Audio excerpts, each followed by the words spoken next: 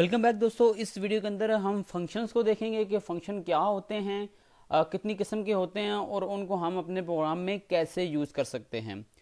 तो सबसे पहले तो मैं आपको बता दूं कि जिस तरीके से ये देखें, हमारे पास एक मेन की बात की जाए तो मेन एक फंक्शन है जो कि मैंने बिल्कुल स्टार्ट में ही आपको बताया था कि एक मास्टर फंक्शन है जो कि हमारे तमाम प्रोग्राम को एग्जीक्यूट करेगा।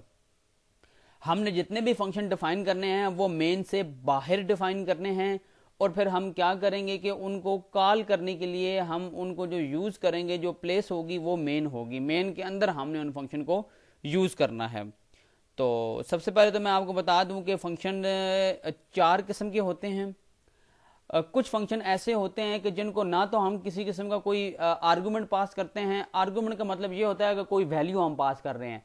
फॉर एग्जांपल, अगर हमें अज्यूम करें कि 2 का स्केयर चाहिए तो हमने एक फंक्शन ऐसा बनाया हुआ है जो कि 2 का स्केयर जनरेट करके दे रहा है, या किसी भी नंबर का स्केयर जो है वो जनरेट करके दे रहा है। तो हम उसको एक नंबर पास करेंगे, तो ये जो नंबर पास करने का जो हमारा प्रोसेस है ना, तो इसको हम बोलेंगे कि हम आर्गुमेंट सेंड कर रहे हैं। तो लेकिन कुछ फंक्शन ऐसे होते हैं कि जिनमें हम किसी किस्म का ना तो कोई आर्गुमेंट भेजते हैं और ना ही फंक्शन कोई वैल्यू रिटर्न करता है। तो जहां तक फंक्शन की बात आती है तो फंक्शन में देखें, आप आर्गुमेंट भेज भी सकते हैं और नहीं भी भेज सकते। फंक्शन वैल्यू रिटर्न कर भी सकता है और नहीं भी कर सकता। और जो फंक्शन वैल्यू रिटर्न करेगा वो वही होगी जो हमने डेटा टाइप्स पढ़ी हैं। फंक्शन इंट वैल्यू को रिटर्न कर सकता है, फ्लोट वैल्यू को रिटर्न कर सकता है, बूल वैल्यू को रिटर्न कर सकता है, स्ट्रिंग को कर सकता है। जितनी भी हमने डेटा टाइप्स पढ़ी हैं वो सारी रिटर्नेबल हैं, एक फंक्शन उनको रिटर्न कर सकता है। तो पहले हम इनकी टाइप्स देख लेते हैं। मैंने पहला आपको बताया जो कि यानी ये था कि ऐसा यानी कोई हमारे पास एक फंक्शन ऐसा होगा कि जिसमें हमने ना तो कोई आर्गुमेंट पास करना है और ना ही कोई वो वैल्यू रिटर्न करेगा। जस्ट हम उसको कॉल करेंगे और उसके अंदर हमने जो भी प्रोसेस किया होगा वो वहां पे डिस्प्ले हो जाएगा। सेकंड फंक्शन एक ऐसा होगा कि जिसमें हम function with no argument but return value. अब इसमें देखें, हम कोई आर्गुमेंट तो नहीं पास कर रहे लेकिन ये कोई ना कोई वैल्यू रिटर्न करेगा। तो वो भी मैं आपको आगे बताऊंगा कि अगर कोई फंक्शन वैल्यू को रिटर्न कर रहा है तो हम उसको कैसे स्टोर करेंगे अपने किसी वेरिएबल के अंदर। थर्ड जो है function with argument but no return value. अब फंक्शन जो है, अब देखें इसमें हम आर्गुमेंट तो पास कर रहे हैं लेकिन ये किसी किस्म की कोई वैल्यू रिटर्न नहीं कर रहा। फोर्थ जो है, इसके अंदर हम क्या करते हैं कि ऐसा फंक्शन एक होता है कि जिसमें हम आर्गुमेंट तो पास करते हैं और साथ में हमें वैल्यू भी रिटर्न होती है। तो बारी बारी हम इन तमाम फंक्शन को बनाएंगे। आपको मैं हमेशा बताऊंगा कि अगर कोई वैल्यू वापस नहीं भेजनी तो कैसे फंक्शन को डिफाइन करना है, और अगर कोई वैल्यू पास करनी है हमने वापस मेन में जहां पर ये फंक्शन कॉल हम जहां से करेंगे तो उसको कैसे लिखा जाएगा। तो सबसे पहले तो हम ये वाला फंक्शन लिख लेते हैं। मैं इसको कॉपी करता हूं। आपने मेन जहां से आपने स्टार्ट करना है वहां पे आपने आ जाना है। मैं इसको जरा कमिट नहीं किया, मैं इसको कमिट कर लेता हूं यहां से। अब देखें, मैं यहां पे फंक्शन डिफाइन करता हूं। जब भी याद रखिएगा कि फंक्शन ने कोई भी वैल्यू रिटर्न नहीं करनी तो आपने वॉइड से स्टार्ट करना है उसे। VOID, void. वॉइड आगे फंक्शन का नेम आ जाएगा। हम कहते हैं कि हम जस्ट कोई डिस्प्ले का फंक्शन यूज कर रहे हैं डिस्प्ले। इसमें अंदर कोई आर्गुमेंट नहीं है, आर्गुमेंट यहां पे आएगा। आपने यहां पे डिफाइन करना होगा। अगर आप मेन से कोई इंटीजर वैल्यू पास कर रहे हैं तो यहां पे आप इन टाइप का कोई एक आर्गुमेंट बना लेंगे, या वैल्यू के नाम से आप बना लें इंट वैल्यू। अगर मेन से अगर आप कोई वैल्यू भेज रहे हैं, अगर यहाँ पे आपको जस्ट समझाने के लिए बता रहा हूँ कि यहाँ पे आप आर्गुमेंट लिखेंगे, जो भी जिस तरह की वैल्यू भेजी जाएगी मेन से इस फंक्शन के अंदर आपने उसी तरह का डेटा टाइप यहाँ पे डिफाइन करना है। यहाँ से अभी फिलहाल हम ऐसे फंक्शन के अंदर हैं जो अभी मैंने ऊपर डिफाइन किया है कि जिसमें हम ना तो कोई वैल्यू पास कर रहे हैं और ना ही ये फंक्शन कोई वैल्यू रिटर्न कर रहा है। तो मैं यहाँ पे इसको सिंपली सी आउट करवा देता हूँ।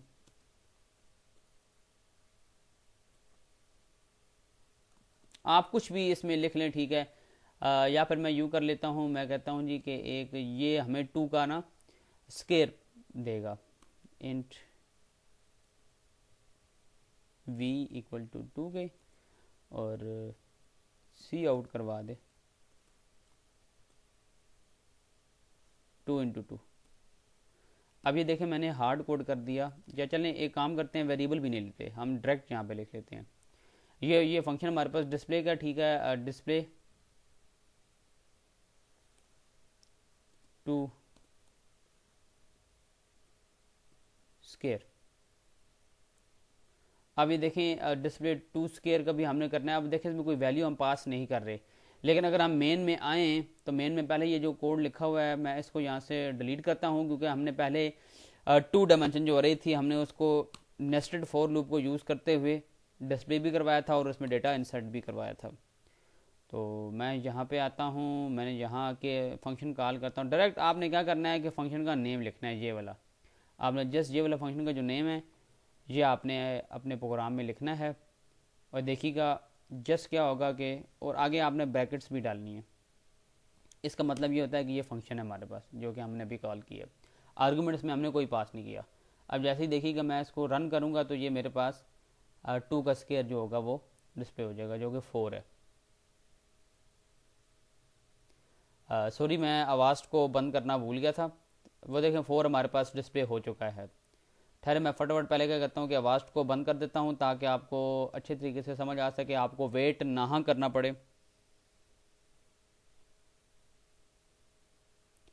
तो अब इसी तरीके से देखें आप इसमें कुछ भी वैल्यूज़ इस फंक्शन के अंदर प्रिंट करवा सकते हैं। वट एवर जो भी आप करना चाहें पूरा एक प्रोग्राम बना सकते हैं। यहाँ पे जैसे मैंने 2 का स्केयर बनाया, आप 3 का स्केयर बना लें। तो ये एक ऐसा फंक्शन है कि जो तो ना तो कोई वैल्यू रिटर्न कर रहा है और ना ही किसी किस्म का हम इसमें कोई आर्गूमेंट पास कर रहे हैं। तो यहाँ पे उसी तरीके से मैं यहाँ से इसको कॉपी करता हूँ ताकि आपको पता चले कि कौन सा फंक्शन जो है वो क्या है। उसके बाद आते हैं अगले फंक्शन पे। आपने अब जो फंक्शन मैं डिफाइन करूंगा उसमें क्या होगा कि किसी किस्म का हम आर्गूमेंट पास नहीं करेंगे, लेकिन वो वैल्यू रिटर्न करेगा।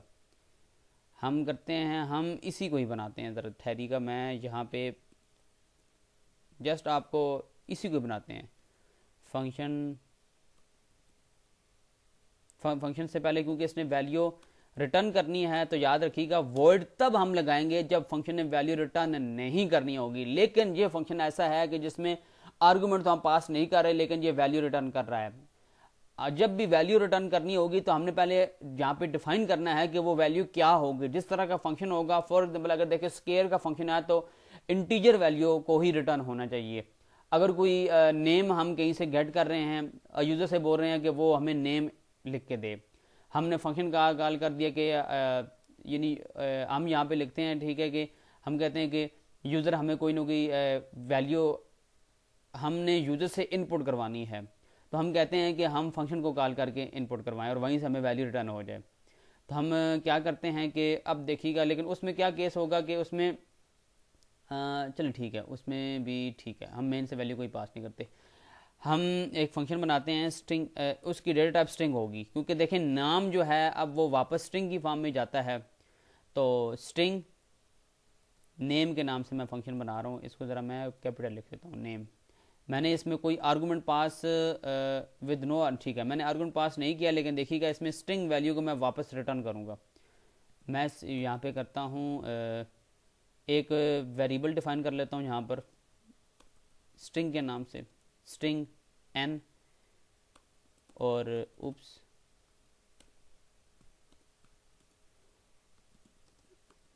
सी आउट इंटर योर नेम, और इसको मैं स्टोर करवाता हूँ सी इन करके n के वेरिएबल में, और साथ में ही मैं रिटर्न कर दूंगा n को। अब देखिएगा मैंने आपको पहले बताया कि जिस तरह का आप डेटा टाइप रिटर्न करना चाह रहे हैं उसी तरह की आपने डेटा टाइप यहाँ पे डिफाइन करनी है। तो देखिए मैंने स्ट्रिंग डिफाइन कर दी है क्योंकि मैंने एक स्ट्रिंग टाइप का वेरिएबल यूजर से इनपुट करवाया और उसको रिटर्न कर दिया। अब मेन में चलते हैं। मेन में मैं यहीं पे पेस्ट करता हूँ इसको, और अब देखें इससे पहले क्या होगा कि हम चाहते हैं कि यूज़र से हम कोई वैल्यू लें और वो हमारे पास स्टोर हो जाए। अब देखें वहाँ पे वो वैल्यू रिटर्न हो रही है, वो डिस्प्ले नहीं हो रही। अब वो जब भी हम फंक्शन कॉल करेंगे तो वो कोई ना कोई वैल्यू लेकर आएगा स्ट्रिंग टाइप की। तो हम यहाँ पे एक स्ट्रिंग टाइप का वेरिएबल डिफाइन कर लेते हैं स्ट्रिंग नेम के नाम से, और याद रखिएगा ये नेम, अगर यहाँ पे आपने कोई स्ट्रिंग टाइप का नेम डिफाइन किया है और ऊपर फंक्शन में भी नेम डिफाइन है तो वो अलग होगा, क्योंकि ये ब्लॉक्स के अंदर, ये अलग अलग ब्लॉक्स के अंदर है, ये मेन के अंदर है और वो ऊपर किसी फंक्शन के अंदर है, तो ये नेम आपस में कभी भी मैच नहीं होंगे। तो इस तरह आपने कंफ्यूज नहीं होना। नेम हमने डिफाइन कर दिया और नेम के अंदर अब देखिएगा नेम में मैं स्टोर करवाता हूँ, जहाँ पे मैं ऊपर गया जहाँ पे मैंने उसका नेम, देखें नेम टाइप का फंक्शन था, तो मैं यहाँ पे देखें लिख दूंगा नेम ये। अब देखें वहाँ से अब जैसे ही मैं नेम कॉल करूँगा तो आपने अज्यूम यही करना है कि यूज़र जो वैल्यू एंटर करेगा वो इस जगह पे रिटर्न हो जाएगी, हमारा फंक्शन स्ट्रिंग की फॉर्म में उसको रिटर्न कर देगा, तो हम यहाँ पे उसको स्टोर कर देंगे। तो यहीं पे हम उसको आगे क्या करते हैं कि डिस्प्ले करवा लेते हैं नेम, साथ में मैसेज दे देते हैं your enter name equal to. अब इधर करते हैं जी हम इसको सेव। अब ज़रा आप देखिएगा, मैं ज़रा आपको समझाता हूँ कि पहले वाला देखिए उस तरीके से 4 हमारे पास आएगा। हम यहाँ पे साथ में ही क्या करते हैं कि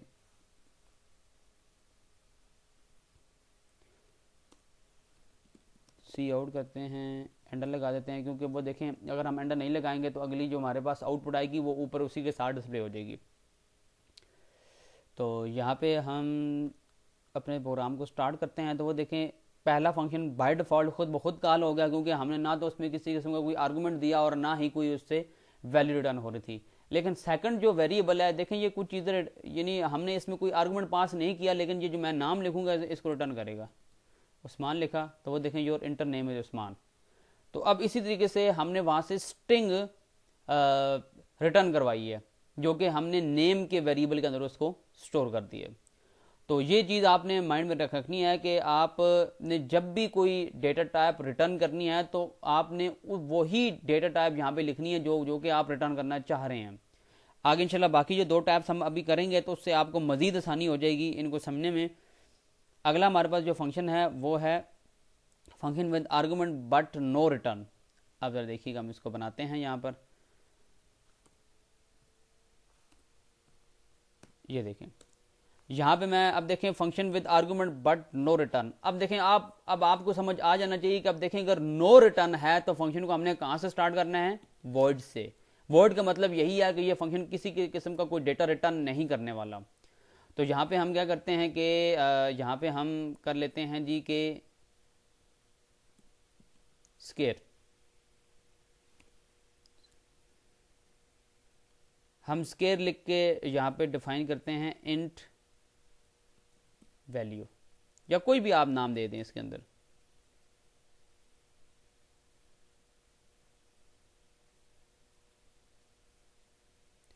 हम यहाँ पे लिख दिया, ठीक है। उसके बाद हम क्या करते हैं कि या एक काम करते हैं, हम क्यूब रिटर्न करवाते हैं, स्केयर को छोड़ते हैं, हम क्यूब करते हैं। क्यूब यानी जो भी वैल्यू इसके अंदर इंटर होगी उसका क्यूब डिस्प्ले हो जाएगा। तो सी आउट करवाते हैं value into value into value.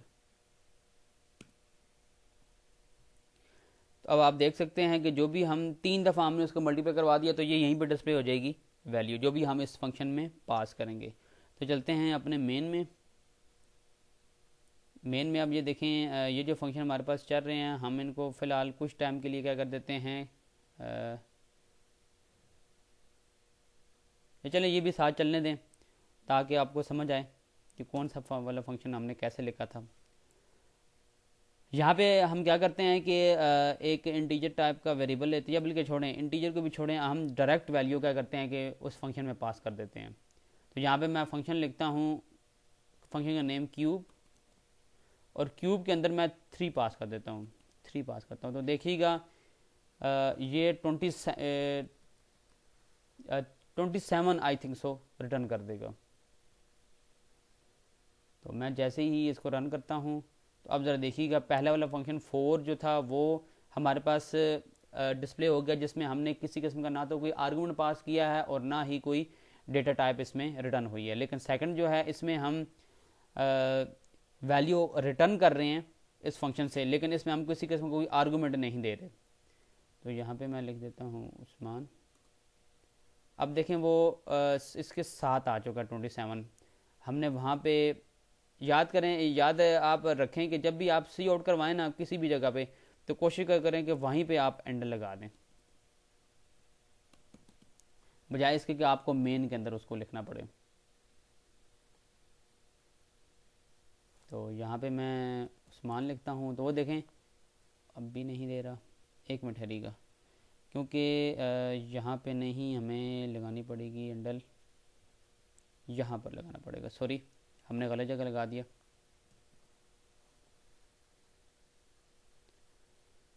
तो ये देखें हमारे पास हमने लिखा उस्मान। तो अब देखें वो 27 आ चुका है, जो कि हमारा तीसरा जो हमने फंक्शन बनाया था। मैंने 3 को जैसे ही यहाँ भेजा, अब मैं 3 की जगह कोई भी चीज़ यहाँ पे भेजूंगा तो उसका कोई भी डिजिट भेजता हूँ तो उसका क्यूब ये रिटर्न कर देगा। तो ये हमारे पास थर्ड फंक्शन था। अब फोर्थ फंक्शन पे आते हैं जिसमें हम आर्गुमेंट भी पास करेंगे और वैल्यू भी रिटर्न होगी उसमें। तो ऊपर चलते हैं। अब यहाँ पे मैं इसको पेस्ट करता हूँ।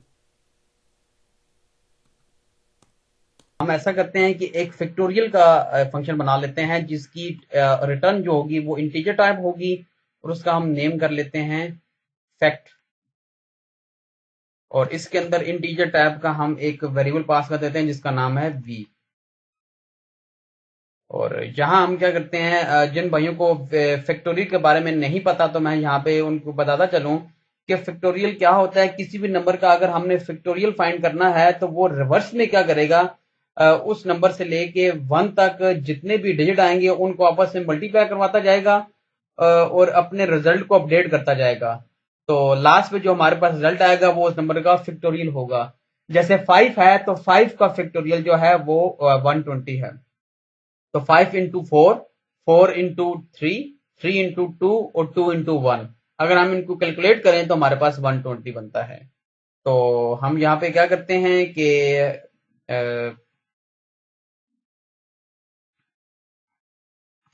हम वाइल लूप यहाँ पे लगा लेते हैं।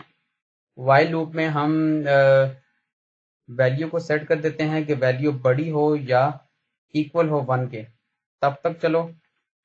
और इधर हम कर लेते हैं एक ऊपर एक वेरिएबल डिफाइन कर लेते हैं इंट आर के नाम से, और इसको हम वन वैल्यू असाइन कर देते हैं। यहाँ पे हम आर इक्वल टू करते हैं वी इंटू आर। अब इसका मतलब ये है कि देखें आर में अभी 1 स्टोर है, वी में अभी 5 स्टोर है, तो 5 इंटू आर। अब आर में 1 स्टोर है तो अभी आर में ये लाइन एग्जीक्यूट होने के बाद आर में 5 स्टोर हो जाएगा। ज्यूम करने के हमारे पास जो आर्गुमेंट वी जो है उसमें जो वैल्यू आई है वो 5 है, 5 है वैल्यू। तो अब आर हमारे पास इसमें स्टोर हो जाएगा। तो उसके बाद हम क्या करते हैं कि वी को करते हैं माइनस माइनस। अब देखिए मैं जरा थोड़ा सा ड्राई रन करके आपको बताता हूं कि पहली इटरेशन में क्या होगा कि हमारे पास जो आर की वैल्यू होगी वो 5 होगी। जैसे ही सेकंड इटरेशन हमारे पास चलेगी तो हम वी के अंदर 1 का माइनस हो जाएगा और वी की जो वैल्यू होगी वो हमारे पास 4 हो जाएगी।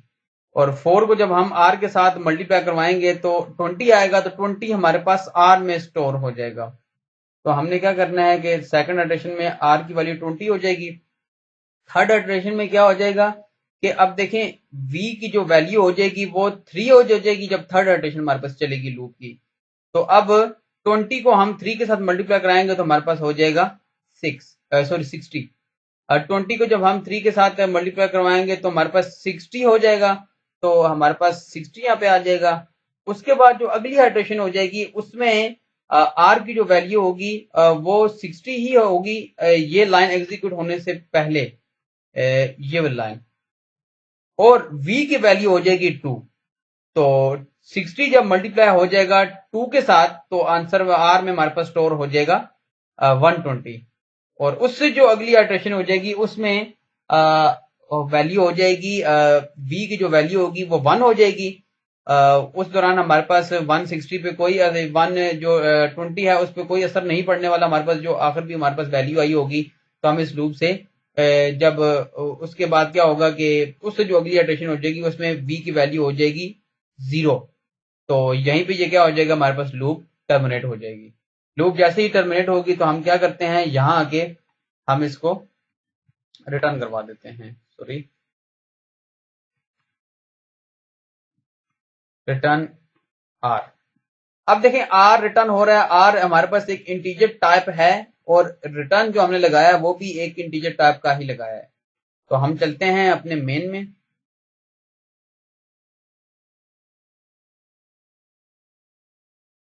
मेन में यहां आते हैं, हम यहां के हम इसको पेस्ट करते हैं आपको ताकि पता चल सके कि ये फंक्शन कहां से स्टार्ट हो रहा है। तो जहां पे हम सिंपली सी आउट करवा देते हैं फैक्ट को और इसके अंदर पास करते हैं हम 5। तो देखिएगा ये हमें 120 आउटपुट पे रिटर्न करेगा, क्योंकि देखें वहां से एक इंटीजर टाइप की वैल्यू आ रही है। तो या तो आप उसे किसी वेरिएबल में स्टोर कर लें जैसे ऊपर हमने किया हुआ है और फिर उसको डिस्प्ले करवाई है। तो यहां से ये नहीं है कि जहां से करवाने से पहले आप डायरेक्ट भी कोई भी हमारे पास फंक्शन है उसको डायरेक्ट भी आप उसको डिस्प्ले करवा सकते हैं। यहां से हम इसको रन करते हैं। अब वो देख सकते हैं लास्ट पे देखें जो हमारा फंक्शन था उसने हमें 120 वैल्यू रिटर्न किया जिसको हमने क्या किया है कि डिस्प्ले करवा दिया। तो इसी तरीके से आप मुख्तलिफ किस्म की वैल्यूज फंक्शन के अंदर पास कर सकते हैं। मैं एक बार सारे जितने भी फंक्शन हैं इनको समराइज कर देता हूं। पहला जो हमारा फंक्शन था उसमें हमने क्या किया था कि किसी किस्म का ना तो हमने कोई आर्गुमेंट पास किया है और ना ही इसने कोई वैल्यू रिटर्न किया है। जस्ट फंक्शन के अंदर ही इसने सी आउट की एक हमने स्टेटमेंट लगा दी थी। उसके बाद जो हमने नेक्स्ट फंक्शन बनाया उसमें हमने आर्गुमेंट तो पास नहीं किया लेकिन हमने उसमें डेटा टाइप को रिटर्न करवाया। उसके बाद नेक्स्ट जो हमने फंक्शन बनाया उसमें हमने आर्गुमेंट तो पास करवाया लेकिन हमने कोई भी वैल्यू रिटर्न नहीं करवाई। और लास्ट में जो हमने फंक्शन बनाया उसमें हमने आर्गुमेंट भी पास करवाया और वैल्यू भी रिटर्न करवाई है, जो कि एक जो भी हम इस फंक्शन को वैल्यू रिटर्न करेंगे उसका फैक्टोरियल ये कैलकुलेट करके दे देगा। तो यहां तक दोस्तों हमारे जो फंक्शन के कंसेप्ट थे वो क्लियर हो चुके हैं, मैं उम्मीद करता हूं। और यहां तक यूजर डिफाइंड फंक्शन जो हम बनाते हैं वो इन्हीं चारों फंक्शन में से कोई एक आधा फंक्शन हम यूज करके बनाते हैं, ये यूजर डिफाइंड फंक्शन है। जबकि कुछ फंक्शन ऐसे होते हैं जो कि प्री डिफाइन होते हैं, C++ की प्रॉपर्टी वो होती है जस्ट उस फंक्शन को कॉल किया जाता है। जैसे यहाँ पे हमने इन फंक्शन को कॉल किया हुआ है, जैसे उस फंक्शन को कॉल किया जाता है। तो वो प्री डिफाइंड फंक्शन होते हैं, हम उन पे बात नहीं करते क्योंकि हमें इस चीज के बारे में पता ही नहीं चलेगा अगर हम डायरेक्ट अगर जो हमारे पास बिल्ट इन फंक्शन उनको बोला जाता है C++ के हवाले से अगर हम बात करें तो बिल्ट इन फंक्शन वो होते हैं जो कि पहले के डिफाइन होते हैं। जस्ट हमें जैसे ये देखें फंक्शन का एक नेम लिखा हुआ है तो हमने जस्ट उन्हीं फंक्शन का उनमें से कोई भी फंक्शन हम कॉल कर सकते हैं तो उनका जस्ट नेम लिख के हम उनके फंक्शनलिटी को यूज कर सकते हैं।